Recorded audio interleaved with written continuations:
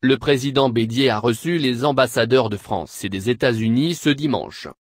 L'ancien chef d'État ivoirien, le président Aimé-Henri Konan Bédié a reçu ce dimanche 1er octobre à son domicile de Cocody les ambassades, peu avant midi, l'ambassadeur de France, son Excellence, Jean-Christophe Belliard et celui des États-Unis, Richard Cabell.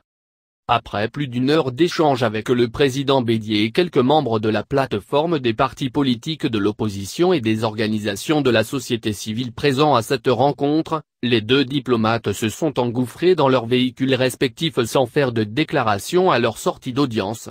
Du côté de la plateforme de l'opposition, le scénario est le même. Pas de déclaration à la presse pour une rencontre non officielle, nous a répondu. Mais, on le sait. Et ce n'est un secret pour personne.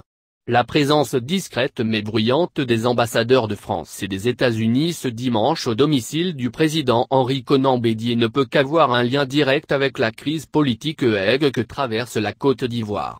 Cela est d'autant plus vrai que la déclaration de la plateforme de l'opposition relative à l'élection présidentielle prévue ce dimanche à 11 h, a été repoussée de plusieurs heures. Sans aucune explication.